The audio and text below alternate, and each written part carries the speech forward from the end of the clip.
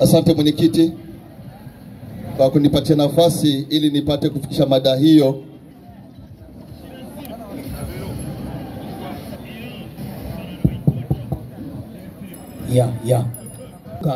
Waislamu, Abaislam na Mungu wao ni Imana yabo wote wataenda jehanamu. Bose bazoja muri Gehinomu.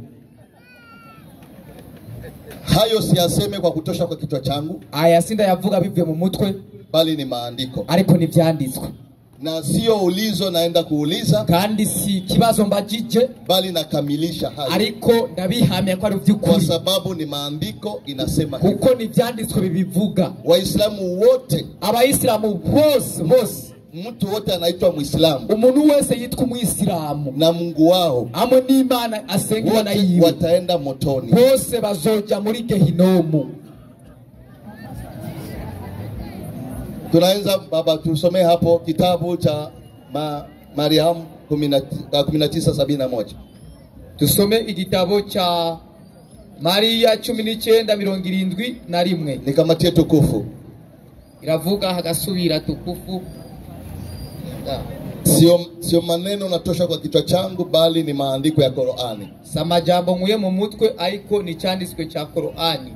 Aravuga hagasubira icyanditswe. Sura ya 19 aya yake ya 71 hadi 75. Surati Mariamu 71:75. Inasema nini? Kandi twebwe turabatahura cyane. Kandi turabaza bategerezwa kuja muri uyo muriro. Nta numwe muri bo azosimbuka uyo muriro. Kandi ni itegeko ry'Imana yabo ko bamaze gukirwa kwiteka. Ruka mara moja ufafanuzi. Usobanura navuga ati nivyo kuvuga yuko abayisilamu bazokwinjira muri Gehinomu kandi bazobayo amahoro muri yo Gehinomu. Maze Muhammadi azobwira umuntu ni simbira muri Gehinomu. Maze uyo muntu azosimbirayo. Amaze gusimbirayo azobona ko ahantu habereye ijisho. Ariko iyo Gehinomu ni umuriro utazima. Endelea. Ni mu muriro utazima. Nabo basovuga ati turemera kandi turabihamya yuko twemeye guturirwa muri uwo muriro wa Gehinomu kuko urukundo dukunda Imana yacu. Sawa, asante. Hayo ni maandiko tunasoma katika Qur'ani. Ibi ni vyanditswe tusoma muri Qur'ani. Yanakamilisha kama Muislamu wote ataenda motoni. Jemeza ko buri Muislamu wese azoja mu muriro. Acha tujiulize kwanza Qur'ani tuambie moto ni nini. Reka tubaziyo Qur'ani tubwira ati none umuriro cyangwa Gehinomu. Jehanamu ni nini? Iyi Gehinomu tuvuga ni nyabaki. Qur'ani 78. Qur'ani 78. 21-22. Ibi nari mu 22 avuga gasubira mwarimu. Ninasema nini? Ku mu byukuri Gehinomu irindiriye ababi. Ni kibaza cy'inkozi z'ibibi. Qur'ani inatuambia Jehanamu ngati Gehinomu ni mahali pabaya, ni kibanza kibi na inasubiria wabaya. Kandi Gehinomu irindiriye ababi. Kwa hiyo kama Waislamu wote wataenda Jehanamu, nimba Abaisilamu bose bazoja muri Gehinomu, inamaanisha ni wabaya. Isigo kwa ribabi, na ndio maana wataenda motoni. Niyo mpamvu wajuja mu muriro. Na tuangalie sasa kulingana na andiko inaonesha huyu Mungu awanaoomba Waislamu. Turatiri cyanditswe kivuga yuko Imana Abaisilamu basenga. Ndio atakuwa mwisho kwenda motoni, Waislamu wote washaingia motoni. Imana nizo bayanyuma kwinjira mu muriro, Abaisilamu bose bamaze kuja mu muriro. Alulu ukurasa 1071. Alulu urupapuro rw'igihumbi 71. Iravuga igasubira ati hadisi ya Bin Maliki. Muhammad yaravuze ni ku munsi w'iherezo Gehinomu izobananya kuvuga. Mbega hari inyongera? Kugezaho nimba ari inyongera nize. Kugezaho Allah subhanahu wa ta'ala azoshirirayo ukuguru kwiwe muri Gehinomu. Maze Gehinomu izokivuga ni birahagije. Hapo tunasikia hadisi Muhammad mwenyewe anasema, aturumva umugani Muhammad avuze ya kuwa Jehanamu itauliza kuko Gehinomu munsi yerezizo maze gutahura icyo turimwo. Na atuku hapa kwa kutia makashfa, nituringa kubwo kuvuga nibiteye isoni. ama kutukana, cyabure gutukana, bali tunasema ukweli wa maandiko. Ariko tuvuga ukuri kw'ivyanditswe. Na kusudi langu kandi ntumbero yanje nyamukuru, ili watu wote waelewe, kugira ngo abantu bose batahure na wajue ukweli, kandi bamenye ukuri kwimbitse, na ukweli iwaweke kandi uko kuri kube ukwitegembya. Na ni hapo aho rero tunawaitia Waislamu kuamini Yesu Kristo, no twamagana Abisilamu kwa kirumwami Yesu, ili kuepukana na hiyo jehanamu, kugira ngo bazi basimbe bakiriyo gehinomu, ni kumwamini Yesu sasa hivi. Gusa Yesu ubunyene. Tulisema Waislamu, twavuze Abisilamu na Mungu wao ni Imana yabo wote wataenda motoni, bose bazoja muri gehinomu. Waislamu wana bahati Abisilamu baracafise ibako na kusikia maneno haya, kuko bariko barumviriza buno butumwa, na kuepukana na hiyo dini, aba bafata ingingo barekane n'icyo dini cy'ubwisilamu, ili wakuje kwa Yesu Kristo, baze kwa Yesu Kristo, na wapate wokovu, baronga gakiza uno munsi. Na kama sivyo, atari uko moto ni wa kwao, umuriro urabarindiriye. Kwa hiyo tulionyesha kubw'ibyo twerekanye neza kulingana na maandiko, bivanye n'ivyanditswe, Waislamu wote wataenda moto, Abayisilamu bose ni mu muriro. Na Qur'ani imetuonesha moto, kandi Qur'ani yatubwiye ko isiguro y'umuriro wa Gehinomu ni sehemu ya wabaya. Gehinomu ni kibanza c'inkozi z'ibibi, abakora ibizira, inasubiria wahasi, kandi ico kibanza kizojamo abantu babakora ibizira gusa. Na cha ajabu, kandi rega itangaje, na Mungu wao amnayoomba Allah, ni Imana yabo bavuga buri munsi Allahu Akbar, wa mwisho motoni, niwe azoba uwa nyuma kwinjira muri iyo Gehinomu. Na tukaonesha tukirerekana yuko Waislamu watasema sisi tunakubali kwenda motoni kwa mapenzi ya Mungu wetu. Kandi cyo turasoma yuko Abayisilamu bavuga ati ngo twe turemera kuzoturirwa mu muriro wa Gehinomu. Sasa tukunda Imana yacu wala. Baba, tukamatie kitabu cha Biblia. Nikatufuati kitabu cha Biblia.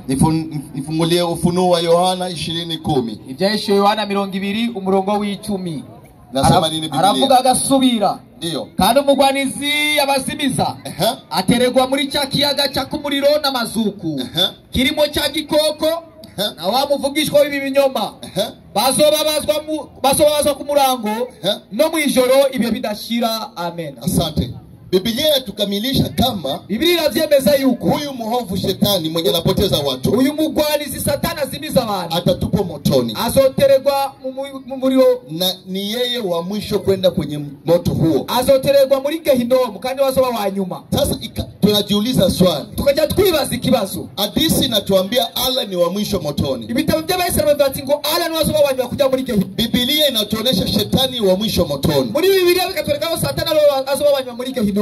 Huyu Allah tutatwibaza mbega huyu Allah anaweza kuwa ni huyo shetani katika Biblia? Niyo baruyu satani bavuga ngo muri Biblia azoba wa nyuma muri Gehinomu, kwa sababu shetani katika Biblia, kwa satani muri Biblia ni wa mwisho motoni, ni wazoba wa nyuma kuja mu muriro wa Gehinomu. Hadithi inatuambia wa mwisho motoni tena ni Allah. Ibitabo by'Abayisilamu bikatugatu wa nyuma kuja muri Gehinomu ni Allah. Je, huyu Allah anaweza kuwa ni huyo shetani? None numumva yuko huyu Allah aliwayo chokwa ari huyu satani, na huyu shetani anaweza kuwa ndio Allah? Chaburu satani abazoba wa nyuma muri Gehinomu si numva kwa sababu huyu Allah avuga ngamo ibitabo by'Abayisilamu. Wewe mwenyewe ujiweke nafasi ekanaru birimbu ruvyibaze, na kwa sababu ya hii yote kubera ibyo byose navyo vyanditswe, kitu kinayokamilisha zaidi tena sana, ikintu cyanyuma kibihamya neza ya kuonesha kweli haya maandiko kama ni sahihi, kwerekana yuko ano majambo vy'ukuri na y'ukuri, ni kuangalia utaratibu Muhammad alianza na Uislamu wake, nukuraba ingene Muhammad yasho gukorana no gutanguza buno bw'Isilamu. Tuangalie jinsi Muhammad tangu kuzaliwa kwake,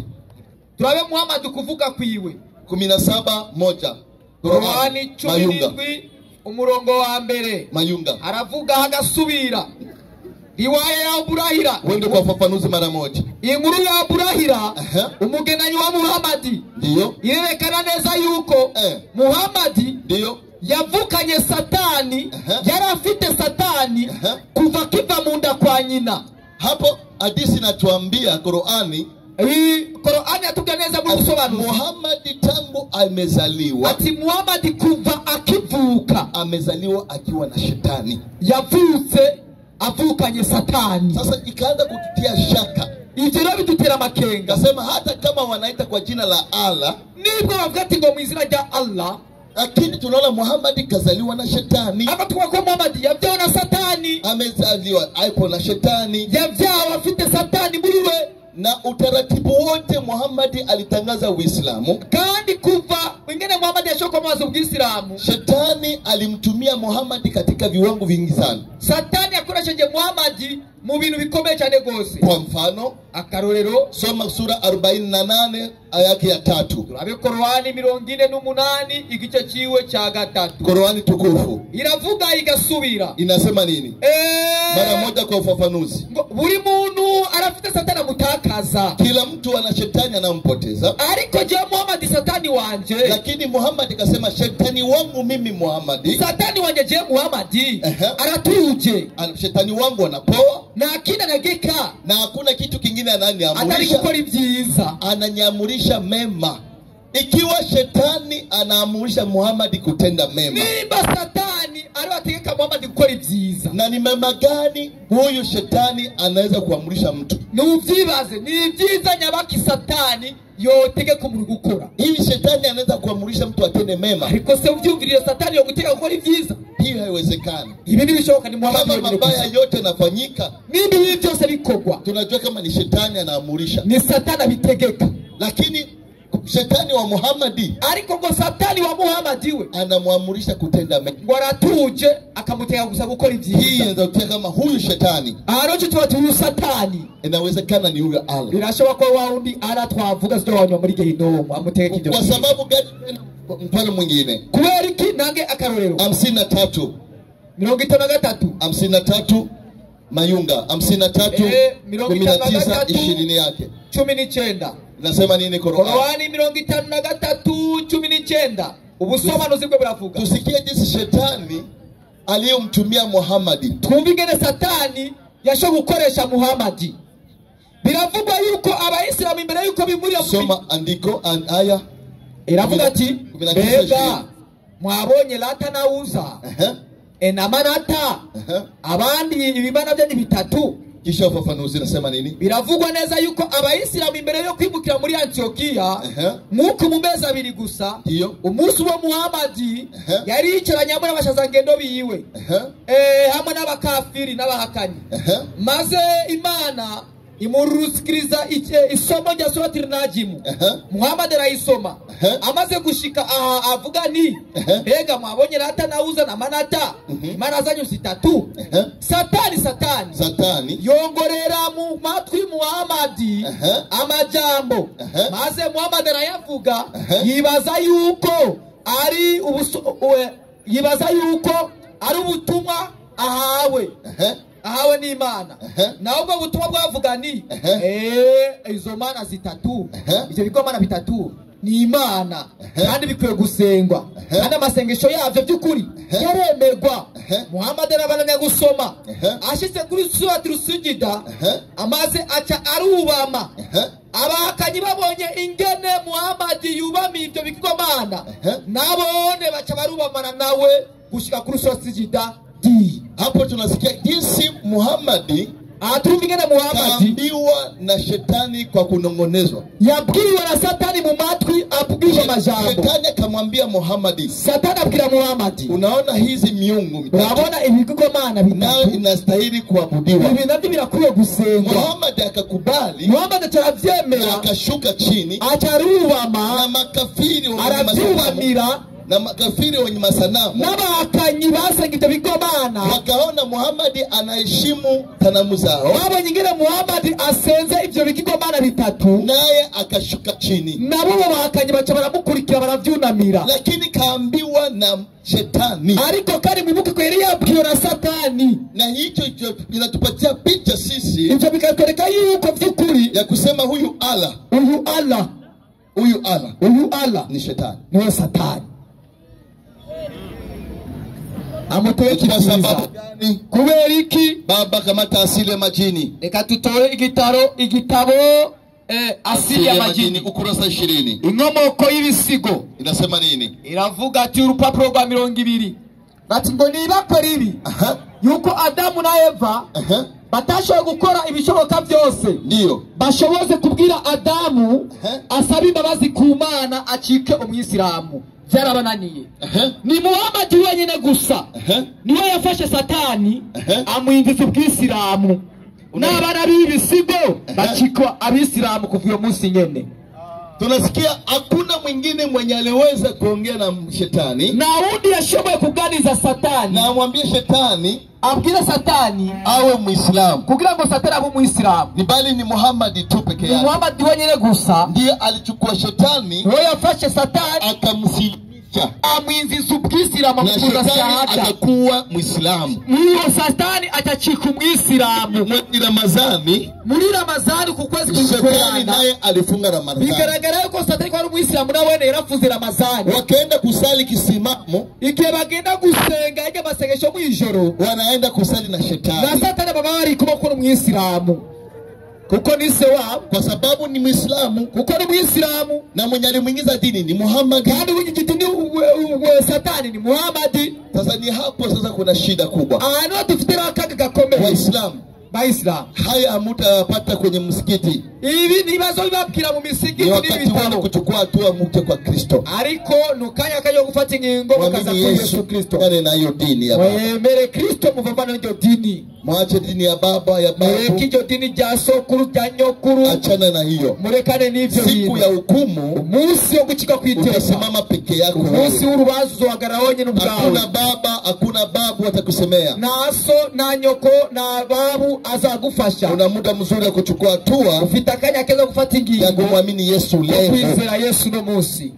Na tunaendelea tunaonesha kandi turabana tubereka baba 17 47 19 Qur'ani yoyote ile utachukua 40 47 19. Yes. Iravuga igasubira 47 19. Inasema nini? Aravuga mwarimu. Numenye byukuri yuko. Na unda kuya gusengwa atari Imana yonyene. Ndio. Rero Muhammad sabi imbabazi ku byaha byawe. Kwanza tunasikia Muhammad aseme omba msamaha kwa dhambi. Atubati Muhammad ati unasaba imbabazi ku byaha byiwe. Wongere usabe imbabazi ku byaha by'abayisilamu b'abagabo bose. Hao wote wanaume waislamu wako hapa ni wenye dhambi. Bigaragara ko abayisilamu bose b'abagabo n'abanyabyaha. Na sababisha kwenda motoni. Kandi ndio nyo bizaba tubaja mu muriro. Kandi wongere usabire imbabazi abagore bose abayisilamu abanyabyaha. Hawa mama wote wa Kiislamu pia ni wenye dhambi. Kandi aba bagore bose b'Islamu abanyabyaha. Na kwa sababu hiyo wataenda motoni. Kubera abanyabyaha basoja mu muriro hakuna atakwepa. Na nabo bazahungira. Na bahati mbaya kandi akaga gakomeye Muhammad amefariki. Muhammad yapfuye hakuomba msamaha. Atarasaba imbabazi. Na kama mnafasi mtuoneshe wapi Muhammad kamba msamaha. Nimba mufite akarongo cyaburaga papuro mwotora hasi kandi soko Muhammad yasabye imbabazi mukerekane. Hakuna nafasi aliomba msamaha. Nako mwotora. Na kwa sababu gani Waislamu ni motoni? Ni kubereka Abayisilamu bose ni ngombwa bazoje mu muriro udazima gehinomu. Baba Qur'ani 2:102. Qur'ani 2:102. Inasema nini? Ibyanditswe biraza kubaremera. Ni lazima Waislamu watenda motoni kama mumwamini Yesu Kristo. Ni ngombwa Abayisilamu bose bazoje mu muriro niba kama amwamini Yesu Kristo kwa sasa hivi. Utizera mwami Yesu kufa sasa hivi. Ubunyene utaenda motoni. Uraja mu muriro. Aravuga 102. Inasema nini? Nasoma aya. Ndio. 102 aravuga gasubira. Ndio.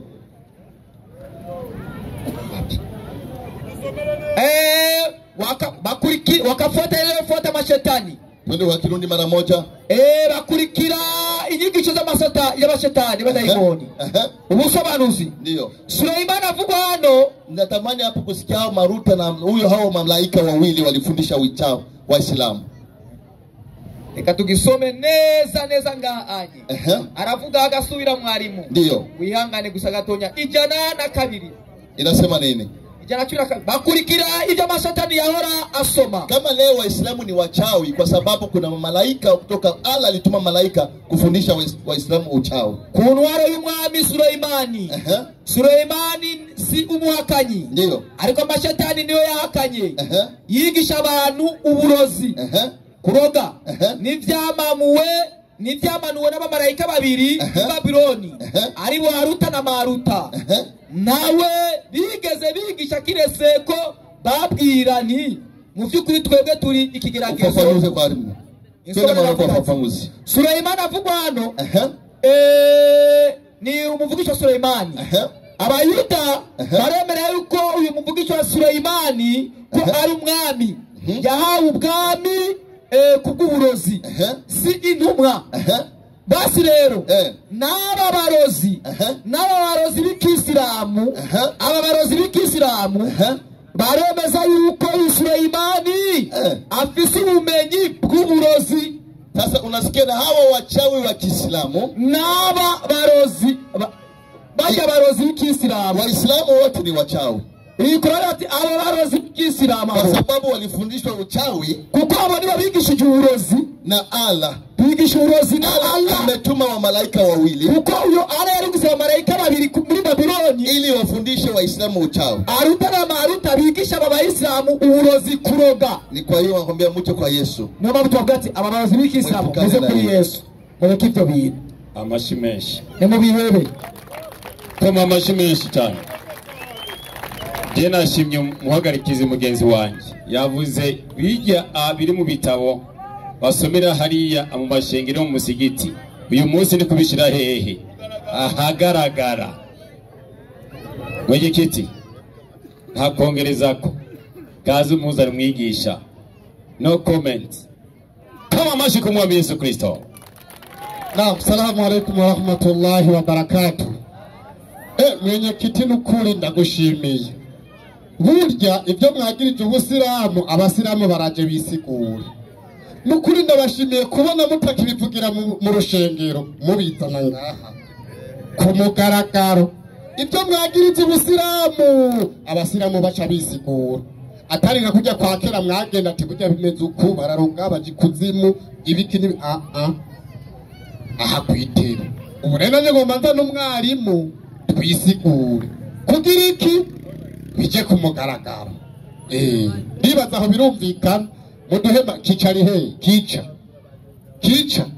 ewe kica nukwiyumva ntiyiyumva duhe mikoro mbega bijya bagirije ubusiramu bimeze gute? Evan, ibyo ntangorane. Ibyo ntangorane. Abasobanuzi barahari. Basobanukiwe inyandiko. Badusobanurire ubusobanuro bwasobanuwe n'abasobanuzi basobanukiwe n'ibisobanuro by'abasize basobanganije kugira ngo abantu basobanuke. Kugira dusobanukirwe. Egera ngaha rero iminota 20 dusobanukirwe ibyo batwagirije. Urahawe ikaze. Iminota 20 kweli. نعم بسم الله الرحمن الرحيم. السلام عليكم ورحمة الله وبركاته. وعليكم السلام ورحمة الله وبركاته. الحمد لله رب العالمين ثم الصلاة والسلام على أشرف سيدنا محمد صلى الله عليه وسلم وعلى آله وأصحابه. أما بعد مقوشمرا وره الله سبحانه وتعالى جاء الله في غنى لونجر سبيرا أمرمك شبيساكري كريكيز جنزا مونومغا Professor Muhammad sallallahu alayhi wa sallam. Bo ikigira kabiri regashimire umukozi w'Imana Pastor Emedi. Umukozi w'Imana kwe. Ni umukozi w'Imana n'umupastori. Iminota 20 yiwe ariko genda mugeni muhe cyane. Kumba vuze duti ngabesha bona baki nabarotsi. Unabaki ngo nabarotsi. Izo muhenda mugiriye.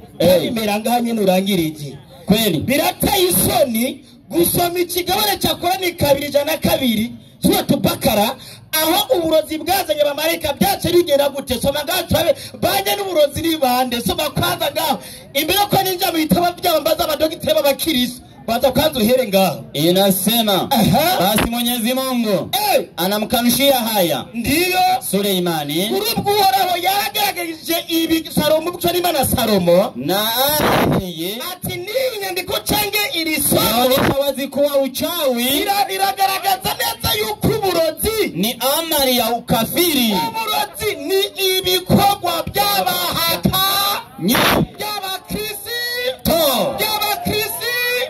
mbega mwarimu tubaza abadogiteri b'abakirisi nabo yuko ari byo.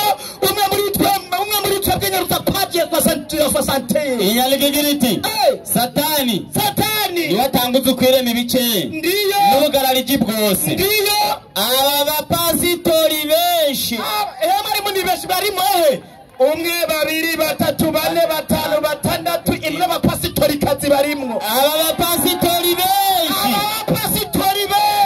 bariko barondera abadayimoni mu bupfumu. Bariko barondera iki? Abadayimoni mu bupfumu. Sibirama nombe abapasitori benshi bariko baronderera abadayimoni mu mu bupfumu wa inna ilaihi raji'un. abarozi ni bati Mwebwe nabo usiriga wese muna barozi hapa hakuna kuangaliana. bana yanje pasemete kuja nakugera ikigongo Ubu niwe mupfumu wa uko mbere. nacemba nibyo avugana n'ibyo Azi. urazi mwarimu Na.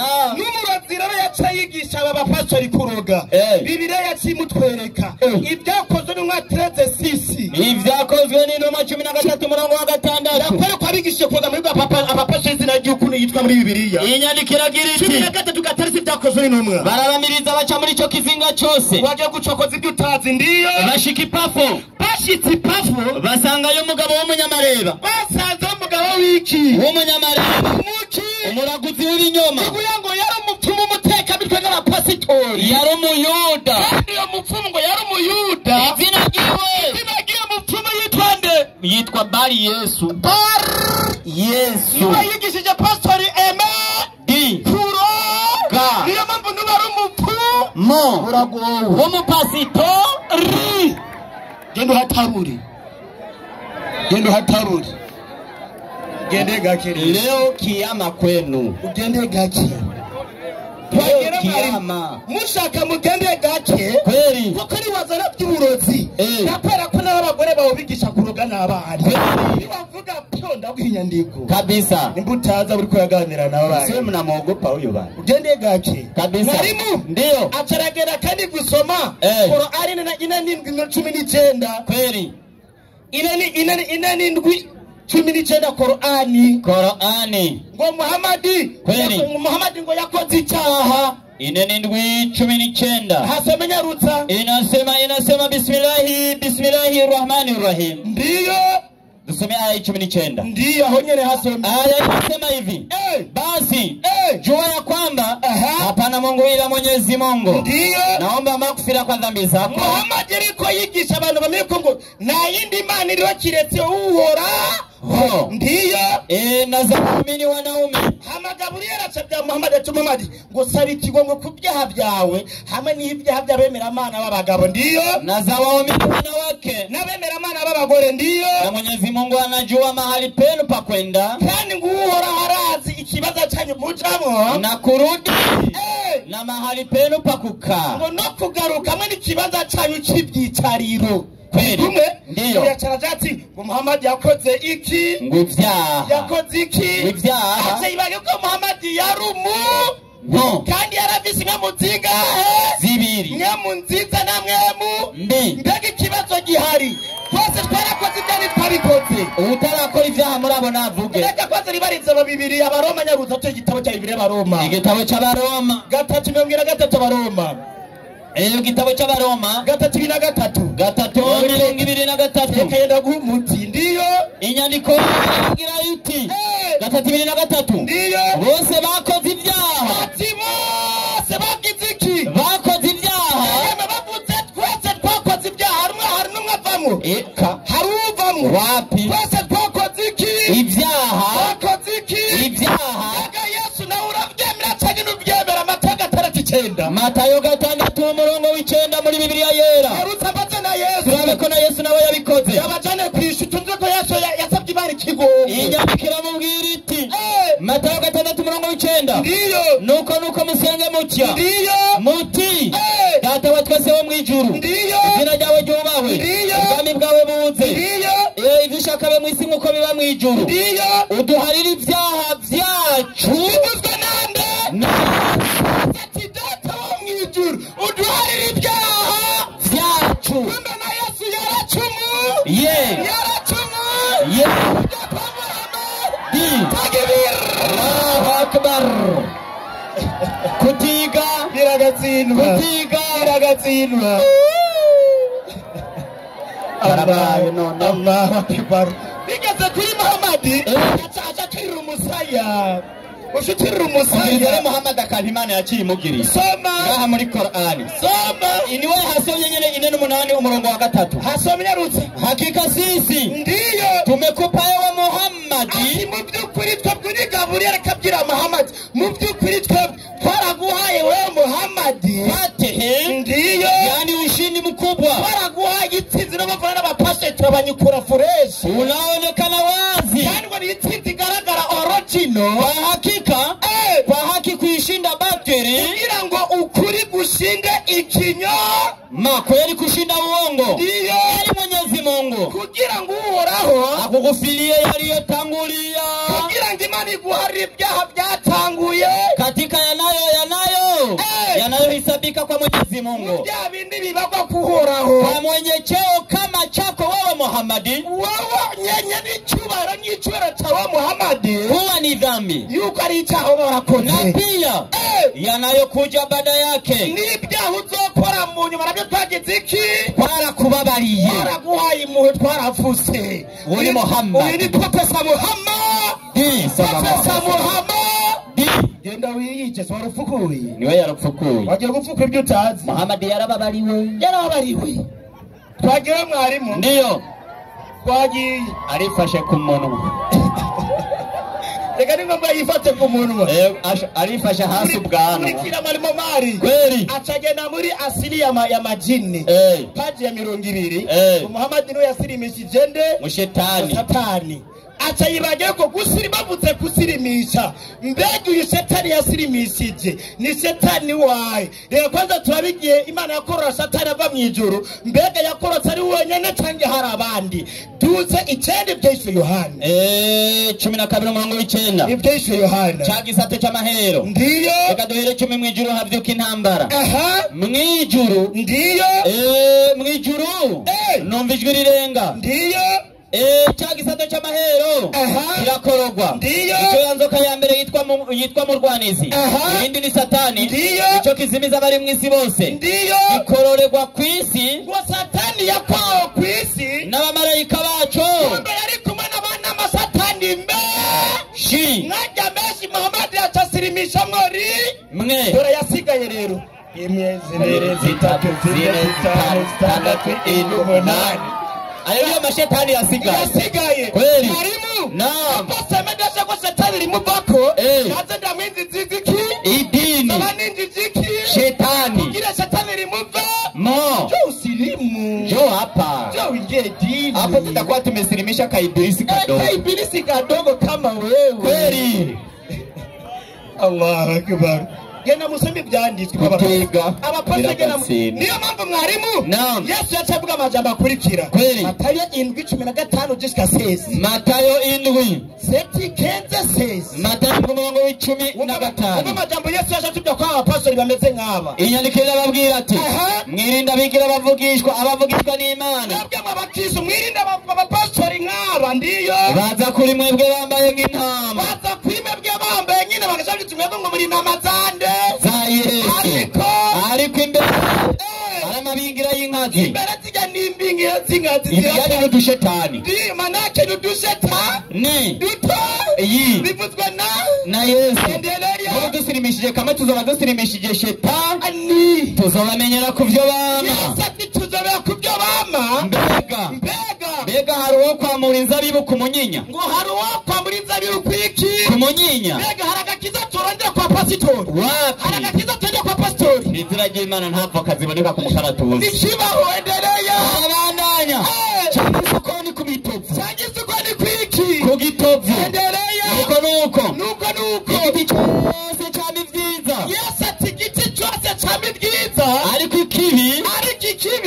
kibi cyami bibi. Ariko kibi cyama ibibi. Kumbe abapastori bama ibibi. Niyo mpamvu bahamagara abantu mu bupaga.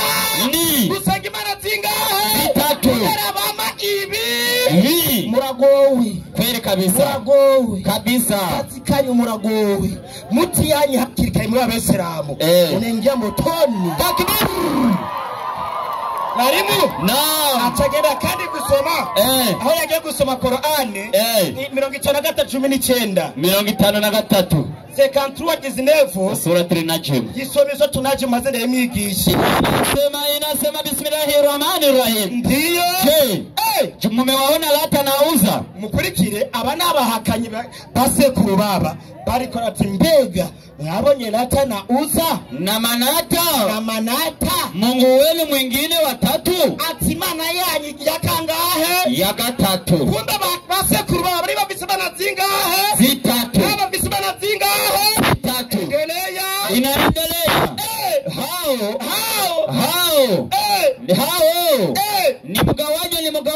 dhulmu ndiyo wa dhulma, basi mnamdhulumu Mungu. atukorera ati muri biba mwebwe kandi muriko mwiba uhoraho. Mwebwe burya muriko mimita mukaga kuja gusengirwa bana bingahe? Vitatu. Endelea Disnefu. Disnefu mwalimu.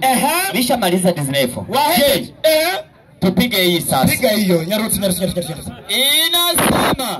Inasema miongoni mwa masanamu ya zamani kurikira ati ni bimwe mu bigirwamana byabo byake.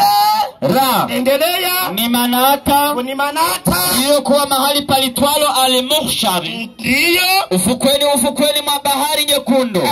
Karibu na Hudaidi. Ndiyo. Jingine likiitwa Arata. Ikindi kigwamana kitwa Arata. Na Uzza. Ame na Uzza. Mjumbe wa Mwenyezi Mungu Subhanahu wa Ta'ala. Inuma imana Muhammad sallallahu alaihi wasallam. Alipoiteka Maka, amaze gufata igisagara cy'Imaka rero. Alikuta pembezoni mwa Al-Kaaba masanamu 360. Yasanze ku mpande z'inyubako ya Al-Kaaba ingoro y'Uhoraho. Hari igigwamana amajana 360 bice bigenda ngwiki. Akiwa akipita akiachoma kwa fimbo yake na kuyaangusha yote. Yatambuka yatura n'inkoni yabo no kubidudura hasi ndiyo. Kisha hama akaamrisha yatolewe nje ya msikiti, atategeka bisogwe mu nyubako musigiti na kuchomwa moto. Acarabiturira byose. Abakanyi rero bamaze kwera ko Muhammad yaturira igigwamana byabo. Niyo mpamvu baturira iki? Misaya. Batugirira inzigo. Mwihanga. Yarabituriye. Muzamusenga Imana imwe. Rudeni. Ya yindi Yesu ati data wa twese. Uri mwicu. Kumbe niwe basabwa kuza kugira iki? Usenga. Niba musenga Imana yo mwicu muve gusenga igigwamana. Yego kabisa. Muraguye. Mwarimu? Naam. No hacarabwa duti. Bacha wao ngo barabisujudiye. Ajagiye kubona Muhammad agiye kuri sijida ni ayatul sujida tikume. Ndiyo. Baba charibaza tenye ngo Muhammad yubamira igigwamana. Kumbe ni ayatul sujida. Kubera kutiga biragati. Ndwa. Injiji. Nabyo motahura. Kweli. Somera 19:1 ngo abesiramu bose ngo ni mu muriro. Ngo ni Imana yabo Allah ngo ni mu muriro. 19:71. Na natwenze kweli. Inasema bismillahirrahmanirrahim. Marimu. Naam. Kuga ducungura umwafata kwa nisige mu Kirundi. Kweli. Kuga ducungura umwanya. 19 herebere 70 jusqu'à 73. Kweli. Soma. 1970. Bugeze 23. Inasema hivi. Maisikie vizuri. Bayumvirize ngabesiramu bose ngo mu muriro. Uhoraho wabo ngo Allah ni wazoba kwinjira hehe ngo mu muriro. Ujandaje. Inasema kandi mu byukuri turabazi cyane abakwiye kwinjira muri uwo muriro. Ndigabe kabira Muhammad kandi mu byukuri turazi neza abakwiye kwinjira mu muriro. Muri uwo muriro gusumba abandi. Ndiyo. Mbere. Nta numwe muri mwebwe atazowucako. Na numwe muri mwebwe atazowucako. Hagana musigurira igabane. Inzira yo kuja mu ijuru niyo kuja mu muriro n'inzira moja. Imwe. Abazoca mu ijuru. Kweli. Abazoca mu ijuru. Kweli. Bazonyura hejuru y'iki? Y'umuriro. Abazoca mu muriro bazonyura mwigenzeni bazimera bazoca bagwa hehe? Mu muriro. Bazoca bagwa mu kinogo kiki? Cy'umuriro. Ayishibuka duti nta numwe muri mwe atazogira iki? Atazowucako. Bandanya. Kuri ico. Nta numwe atazowucako. Kuri ico kiraro. Ndiyo. Gitambitse hejuru ya Jahannam. Urumva hari ikiraro marayika n'inzira iri hejuru y'ikinogo cya Jahannam. Abazoca mu ijuru bazorengana bashike mu bwami bw'ijuru. Ariko abagenewe umuriro ntabwo bazorenga bazoca bagwa hehe? Mu muriro. Endelea. Kandi umuremyi wawe iryo ni itegeko ntabanduka yamaze kugenwa. Hagarara. Ati iryo ni isezerano itegeko ritigera rihava. Reka ngene kuraba rero mwarimu. Mbega abesiramu nuko uyu pastor yabivuze tuzoja mu muriro cyane tuzojayo. Tuzoja hehe? 4:3 Qur'an uteze 70. 4:3 turabe ikibanza cyiza cyateguriwe abayisilamu. Ndiyo. Bismillahirrahmanirrahim. Kweli. Emwe basabye banje beza. Kweli kabisa. Muzogira ubwoba kuri uwo munsi kandi nimuzoganya. Mwebwe basabye banje baraka abasabye b'Imana babi n'abasabye b'Imana beza. Ababeza ntabwo bazogira ubwoba kandi bazogera ni bande mwebwe mwemeye amajambo yacu mukaba n'abayisilamu umva basabye imana abeza yarabaki abayisilamu Allahu akbar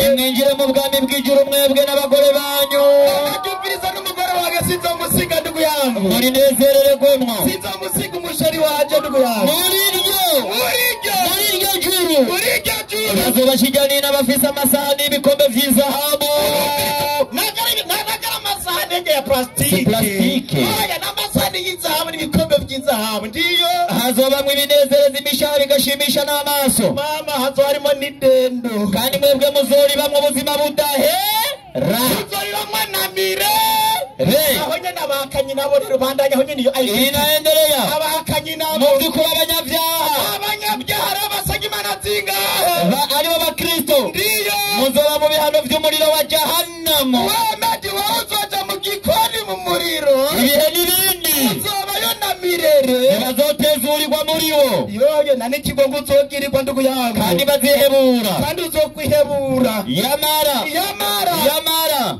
ntitwabarenganije ahubwo nibo barenganije imitima yabo ahubwo nibo bihemukiye imitima nabo rero bahemedi abo rero pasitori bakinemedi bazosemera bavuge bati yewe mari uraririye uwo muri rudahera uwo mugeza mu rudahera umuremyi wawe nareke dupfe nawe marayika avuga ati mu by'ukuri mwebwe muzogumamwo ibihe n'ibi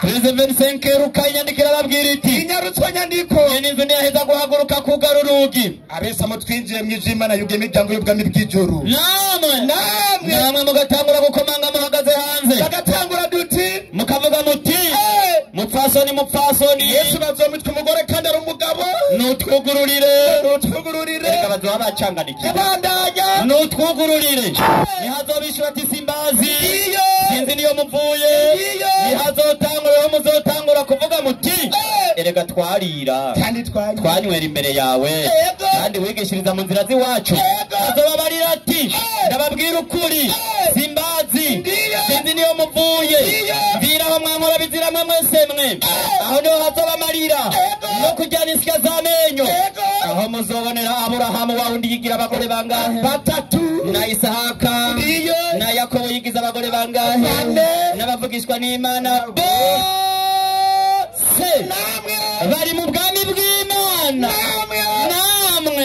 namwe muhindiwe hanze batangwa ati ndahiye pasitori ndahiye bari muri jahanamu ndahiye pasitori ndahiye pasitori emedi emerushe warakoreye satani takbir Allahu akbar Waislamu takbir Allahu akbar raha siyo raha ibyo bahora babivugira hariya mu rushengero ubu twatomboye mwabizanye aha twisigizwa amabanga bizoshigwa habona alhamdulillah kica zanijya mikrofone mutwagiriza ibindi twisigura ingo abakristo Yesu ashimwe cyane Yesu hehe murakoze cyane ariko Yesu mwamba si mwamba karibu sana haleluya amen ikibuga cy'uno munsi kiraryoshe n'abayisilamu bavuze bati safi kiraryoshe